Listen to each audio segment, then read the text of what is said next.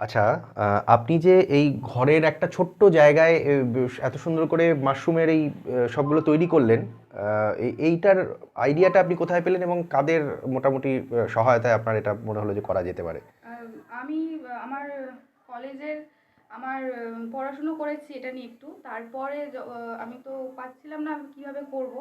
তো রিলায়েন্স ফাউন্ডেশনের সহযোগিতায় আমরা মানে আমি আমার মা দুজন মিলে আচ্ছা। এটা করেছি। এটা এটা এমনি খুব আমার মনে হয় খুব সহজেই আপনারা এটা করতে পেরেছেন, মানে খুব বেশি কিছু আয়োজনের তো দরকার নেই এবং না, না।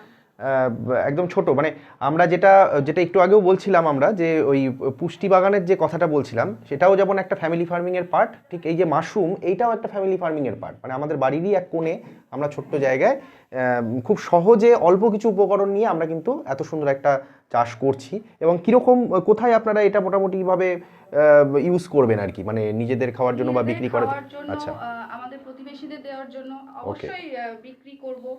তো আহ, তো কেমন লাগছে এই এই যে এতটা বেশ মাশরুম হয়েছে, মানে আপনি আরো তুলবেন? হ্যাঁ, হ্যাঁ। তো এটা মোটামুটি ভালোই আপনার মনে ভালোই, হচ্ছে যে হ্যাঁ। ভালোই পাওয়া যাচ্ছে? ভালোই আচ্ছা। পাওয়া যাচ্ছে। আচ্ছা।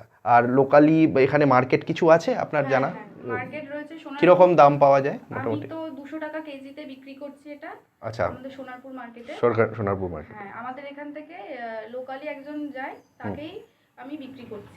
কবার মোটামুটি তোলা যায় এখান থেকে মাশরুম, আপনি কবার তুলতে পারবেন? খুব ভালো যত্ন করলে ৩ বার হয়ে যায়। ৩ বার হয়ে যায় এটা। আচ্ছা, এবং আপনার আপনার এটা মনে হচ্ছে তো যে এই এই যে মাশরুম চাষটা এটা কেউ যদি একটু ভালোভাবে তার স্কিলটা থাকে সে কিন্তু খুব সুন্দরভাবে করতে পারবে, এটা হ্যাঁ, তাই তো? হ্যাঁ। আপনার এটা কি অভিজ্ঞতা? হ্যাঁ, আমারও তাই একই। আমি শিখেছি এবং আবার স্যারদের কাছ থেকেও শিখেছি।